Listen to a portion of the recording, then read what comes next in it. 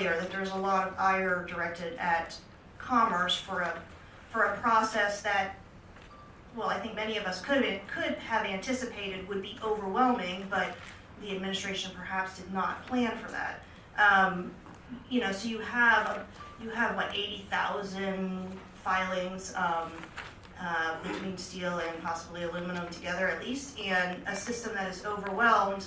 And there was, interestingly, there was a question in the last hour about enforcement issues and circumvention. And I would say that my understanding is, there's so much resources are being put forward at Commerce to assist with processing the exclusion requests, that to the extent that it's taking resources away from trade remedies, AD/CVD enforcement, I think that that's a concern. Now, I know Commerce is working to fix the system, and they have, I expect in May that they will come out with a new system for filing.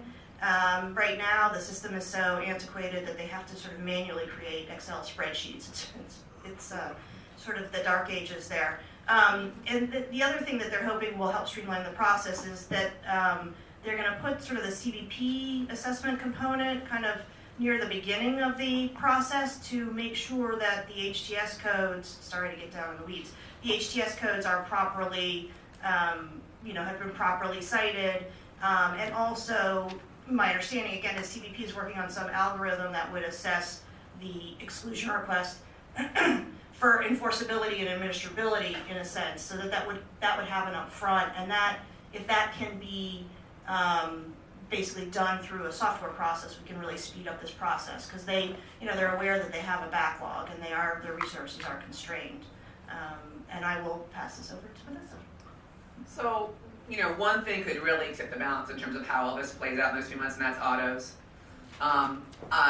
There's a car deal in every district in America. When I go up to the Hill and I talk to members and I talk to senators, that's the first thing they want to ask about. It's like, is this auto thing? What do you think's going to happen? What's the timing? I mean, if the president decides that he's going to put tariffs on passenger vehicles and or parts, or both, and probably do it because he wants leverage, then I think the congressional response would be robust. I think, it's sort of like when I go to congressional offices and I say, would you ever, if he withdraws from NAFTA, how do you feel about that? They're like, no, we don't want that world, and we don't want a world where there are 232 tariffs on cars.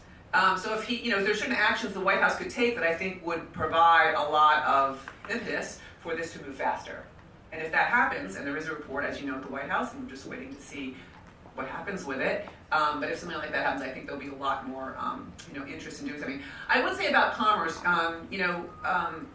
I take Stacy's point, and I totally understand how complicated it's been for them.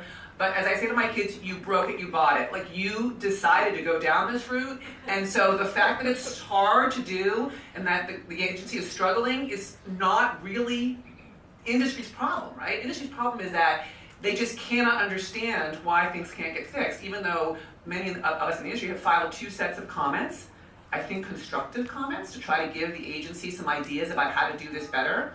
And I think there's a lot of frustration that the Hill is hearing about. When I talk to members again, and I ask them, what did you, when you went home on recess, what did you hear? They're hearing from all the people who are frustrated about the process and feel like they're not getting their legitimate exclusion requests heard, and so, or they're not getting a fair result. And so I think, to some extent, we have to be honest about what we see happening on both sides. Thank you. With respect to whether the auto tariffs, if there are any, move this faster, I think we have to wait and see. Obviously, there's a report that no one's seen, and we don't really know where this is going, so there may be a little bit of panic that people are attributing to something that may or may not happen. With respect to the exclusion process, Commerce is doing the best that they can. They are reforming the process as quickly as they can. I understand there's frustration with respect to the exclusion process, but in our view, that's not a reason to throw the baby out with the bathwater. Frankly, the program is working, and I know Stacy has economic studies that talk about downstream effects, and Warren talked earlier about employing economists. Well, we have our own economists that have reports that show the effects are not significant. In fact, in the aluminum space, the downstream production for semi-finished products and the downstream products is growing. Demand is up, employment is up, production is up, both up and down the value stream. The same is true in steel. So I think we could debate the effects, but yes, there's an exclusion process. It's frustrating, but it's not a reason to throw the baby out with the bathwater. So one last question for the panel before we open it up for audience questions. Do you think that this revival of Section 232 is going to last beyond the Trump administration, or after the president leaves office, whenever that is? Is this going to go back into some dark corner and not come out again for a long, long time? I'll take that. So I have one word for those of you who think that tariffs are easy to get rid of and restrictions are easy to get rid of, and that word is sugar, right? So, I actually had a conversation, seriously, a conversation with someone on the Hill, relatively significant person who's on the Democratic side, who said that maybe steel tariffs were not going to be a problem in the next administration. Maybe steel tariffs are part of what we need to do to develop national champions and robust capacity in steel and aluminum. I think we need to seriously think about that. That if we believe that if there's an emerging consensus among some members of Congress and among some members of industry that we should be protecting steel and aluminum industry and we should be subsidizing them, essentially, that's what we're doing, then that's industrial policy, but we should have a national debate about that. And I think the problem with 232 is it doesn't allow for a debate. It allows for one person with a tremendous amount of power to make decisions on behalf of the entire economy. The debate is happening sort of on the back end now because there's criticism of things that have been done, and we have economic information that's starting to cause many people to question whether this was the right result. So, but I think, the idea that tariffs are easy to get rid of, it's just not historically true. They're hard to get rid of because people get vested in the economic benefits of tariffs, and in funny ways. Sometimes it's not just the original protected industry, but it's other industries that find other ways to then seek protection for themselves, and so it has a sort of insidious way of getting into the economic fabric of a country. And I think we should, we need to ask ourselves, is that where we want to go as a country? I mean, as I said, if you know anything about the sugar program and you know how hard it is to sort of think about in any way dismantling that program, ask yourself if there could be some sort of similar situation for the steel industry. I know you're going that. So whether it goes away or not, I think one example may be in the Bush administration, we had the steel safeguards, again, a broad program of relief. After the safeguards went away, there was a period of time where they weren't used again, but then revived later. Whether that happens here after the administration, I'm not sure. We'll have to wait and see. But it is, we think, obviously it's a viable tool. It's a tool that could be used in many administrations and ought to be one that remains viable for these types of scenarios. So Vanessa had one word, I have two, carbon emissions, right? So many of you may have seen that there's been a request for a 232 investigation on imports of carbon emissions. So, you think about, a new administration coming in is maybe not the answer to this, because you could have a new administration that thinks, we're going to shift from steel and aluminum and we're going to do an investigation on imports of carbon emissions. So again, it could become so normalized. And it's an easy tool for an executive because they have complete discretion, basically, to take whatever actions and to launch investigations on whatever products that they see fit. So I do think that there is, it's not necessarily going to go away unless that there are certain sort of actions taken by Congress to rein it in a little bit, or to, however we talk about it, whether it's reassert congressional authority or put some parameters in terms of the scope of these investigations by creating a more definition of national security that maybe makes a little bit more sense. I think that people will start to see that becomes more and more necessary. So now, questions from the audience and the same ground rules, your name and organization. And so we'll have a mic runner go around. I'm reminded, Vanessa, when you were talking about unintended consequences, I remember there were restrictions on, I think it was Canadian hosiery, wool socks from Canada, and we put restrictions on those. I don't remember when that was. I think it was sometime in the 80s. And then, so the sock imports from Canada went way down, and then wool suits went way up. And it caused a problem for Hickey Freeman in New York. I remember that was the problem, because I guess there were still a lot of Canadian sheep that were turning out wool that they needed to sell someplace. With that, James will walk around with the mics. We'll start right here with Congressman Boustany. Hi, Charles Boustany. Robust discussion. Robert, you have a tough task ahead defending this. And when you quoted Section 232. I have it here too. You left out an important qualifier. It's mentioned twice in Section C. And it says, the president shall, in light of the requirements of national security, without excluding other relevant factors, then he gets into the defense and domestic economy aspects of this. That's an important phrase in this, because we live in a modern world where, even going back to World War II, we imported a lot of stuff from allies. And now we live in a world with global value chains. I think that phrase is important. It's an important qualifier as to what constitutes national security. Well, thank you for that question. I think when you're talking about other factors, you can consider value chains, sure, certainly. And alliances. Potentially, you can consider alliances as well. But I would point out here, especially in the aluminum case, and it's true in the steel case as well, there were discussions early on where our allies, strategically, are also our competitive partners when it comes to economics and matters of the economy as well. And certainly in aluminum and in steel, our allies are also subsidizing their industries that are contributing to that excess capacity crisis. And that is a factor, another factor that ought to have been considered and was considered. And it's the need for offsetting those adverse effects. And doesn't matter where the aluminum or steel is coming from, they are all contributing to the problem. And so the statute is malleable enough that it allows the president to potentially impose different types of remedies depending on whether you're an ally or not. But whether I should provide the relief at all is something that he considered and said, ally or not, you are contributing to the problem. There needs to be relief in order to protect the national security of the U.S. I may modify the relief depending on your status, which is also possible. Okay, I think the fact that you're discussing the statute, and I've read these provisions, it makes no sense to me. It's a statute where it starts saying one thing and ends up saying something else. It's like two people couldn't agree and they just glom two things together. We all know how that works, right?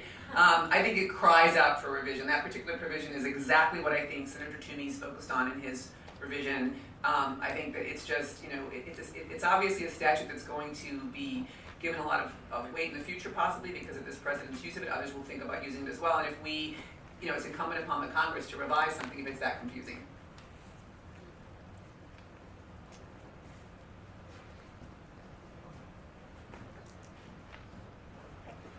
Oh, it's Seducing Mastriani and Schomburg.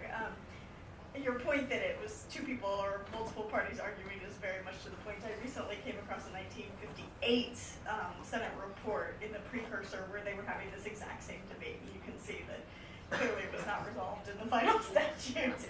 But to the point of, being able to create a tailored remedy, I think for a lot of the downstream industries that have really faced deleterious impacts from such a blunt use of 232, I don't think, well, maybe a few people in this room, but probably most people in this room wouldn't disagree that there's a huge Chinese overcapacity issue.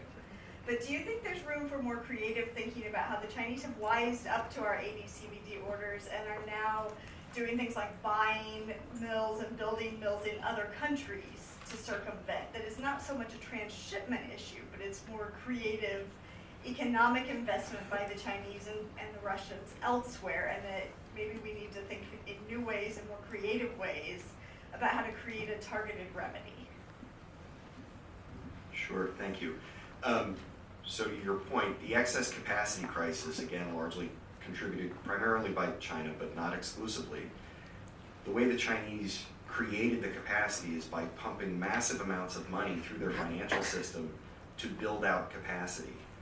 As demand has softened and begun to decline, what the Chinese have done is their solution is to move that capacity outside of China, using the same subsidized money to build mills elsewhere. That doesn't solve the capacity problem, it actually exacerbates the problem. Beyond that, when the Chinese began pumping money into these industries, our allies or other countries saw this, and their means of dealing with it was taking their own financial subsidies and pumping it into their own industries and providing their own subsidies to maintain capacity or expand capacity that, but for the subsidy, wouldn't exist otherwise. All of which contributes to this vicious cycle spiral downward, both in steel and aluminum global prices. So yes, there is transshipment and there is circumvention of existing trade orders that contribute to this problem, but it's really the capacity problem writ large that I think is the issue, and that's what these remedies are designed to address.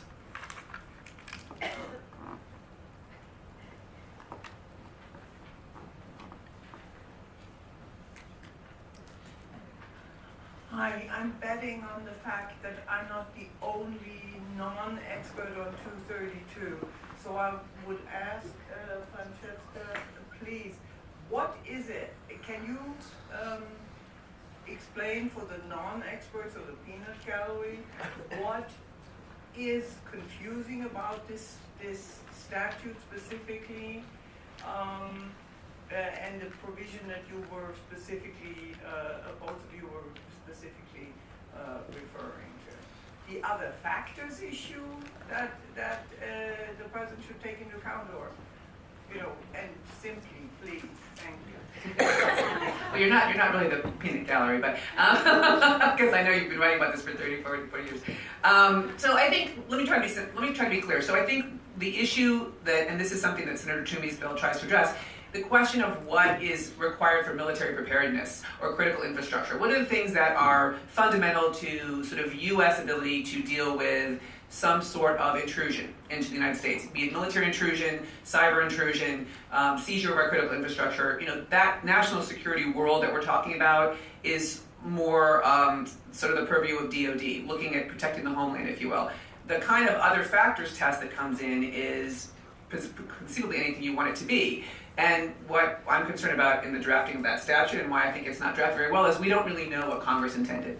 Okay, well, that's the problem. Congress gave this delegation to the executive branch and didn't really give us enough information. And, the executive branch lawyers are smart people, and they took what was in the statute and said to themselves, I think this is going to survive court challenge. We're going to support what the president wants to do. That's always a consideration at the White House, is to figure out if the president's doing something that will survive a court challenge. I think they made that, I think DOJ and the White House counsel probably did look at this. I think USTR looked at it, and they all said, yeah, the statute is pretty broad, and it doesn't have a lot of constraints in terms of how the other factors are weighed, whatever other factors are considered. And so, let's go for it. And so far, they've been very successful. There are 2 court challenges, at the CIT, and both of them have been basically, sort of losses for the plaintiffs. We'll see if this latest one goes to the Supreme Court. If cert is granted, that will be a very interesting case, but cert is not granted in very many cases. So, I think the more promising avenue, from my perspective, is that we try to rewrite the statute. Sorry. So I think the section we were talking about is, as the president is considering whether to impose the relief, the statute says he's supposed to make his consideration without excluding other factors, and as we were just saying, it doesn't define what other factors means, and is a broad delegation. It is something where he's supposed to look at lots of other factors, whether they're allies or not, supply chains, and other issues, all of which is encompassed in there. I think this statute has been used in the past. It had been used not infrequently, but it had been used up through about 1983 occasionally. And at that time, as far as I'm aware, we didn't have this sort of, oh my God, why are we doing this? What, the sky is falling. Some of this, I think, is an ideological issue as it relates to, whether we should be moving toward addressing some of these trade imbalances that have existed for many, many years and come at a significant cost. The U.S. has been the market of last resort for a very long time now, and that has come at a direct cost in U.S. manufacturing and U.S. manufacturing workers. I mean, you just have to look at the manufacturing employment in this country going back to the 1980s, and you can see a steady decline downward. So our decision to become the market of last resort came at a significant cost, and I think this administration is looking at, is it time now to rebalance that? And the 232 is designed to take a look at that, or potentially can take a look at that. So one follow-up question for Vanessa. National security is a broad and amorphous concept. Yes, I know you were at the White House and you did this. So the White House is going to come back and say, this is an important area. If there are real threats to national security, the president needs broad flexibility. So why would you want to tie the president's hands? Right, so the White House will object, and that's why it has to be a veto-proof bill. I mean, Warren, I think at the end of the day, this is going to, first of all, I do think we will have 232 reform, and I don't think it's going to be quick. So I think this is, those of us who like this stuff, this is great. We're going to be talking about this for a couple of years. The thing about 232 reform is it's not tied to a timeline. So, I mean, obviously, we would like the reform to happen sooner rather than later because the White House is embarking on new 232s, and certainly if autos happens, as I said, I think it'll all accelerate. But I think that there is a strong feeling in the Congress, a feeling that I happen to support, that this statute just isn't well drafted. It doesn't really explain what we want, what kind of balancing we want to have done. And I would just add that if you've looked at any of the economic information the White House has put out on steel and aluminum, when the first report came out, I met with a friend of mine, Laura Bodman, and we were like, where's the other half of the report? Because the report that we saw only talked about the effect on steel and aluminum. What about everybody else? And as you may know, Laura's group, the Trade Partnership, quickly put out a report that showed the back end of the model, which was how everybody else was going to be affected. So if the White House is serious about looking at this multiple factors test and really following the statute, why are we doing reports, some of which we don't even make public, that doesn't address how it affects the rest of the economy? And I think that's part of the reason that Senator Toomey's bill has a request for the ITC to be involved. I know that the Commission is not necessarily thrilled to be asked to do yet another set of statutory tasks, but I think that there's a real interest among many sectors of the business economy to have the ITC involved in that kind of decision, that sort of evaluation, because we feel that the ITC does a great job at looking at these sort of macroeconomic factors and can be an impartial party that would come in and say, yeah, the tariffs could help these people and this is how it would affect these industries, but it would also provide harm to these industries, and we should balance all that and have a robust discussion about that. And I don't think anybody can argue that the Commerce Department report on steel and aluminum did that, and I don't think the audit report will do that either.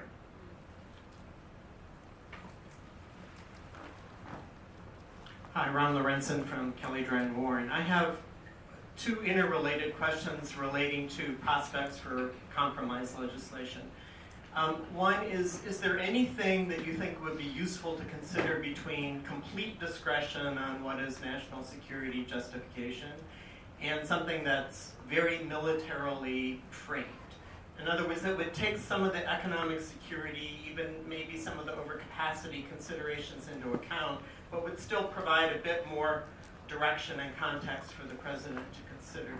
And then related to that possibly is, would it be helpful for the legislation to provide some alternatives to adjusting imports that the president could be invited or directed to consider in certain circumstances? I think in tool steel, I'm old enough to remember that case myself, President Reagan did take some measures that didn't involve adjusting imports that helped that sector. So would that be anything of value in terms of reaching a compromise? Thanks.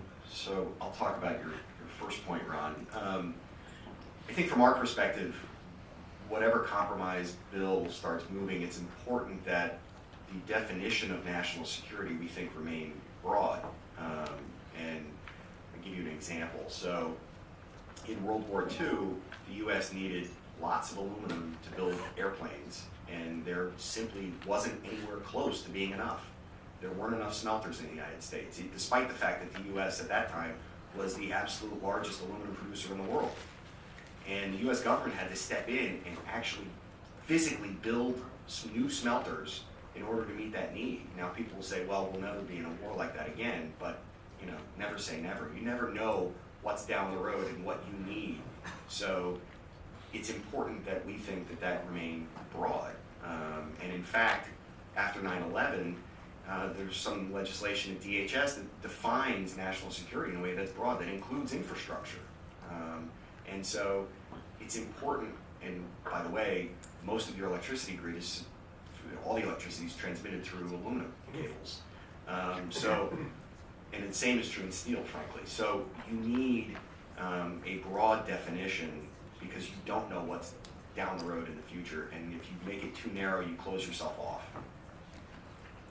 So, Ron, I also think that's a really good point. And this definition of critical infrastructure is like sort of the crux of the matter. I mean, we all know what military hardware is, right? We know how to build planes, we know how to build tanks. We know that that's not a huge amount of what was at issue here.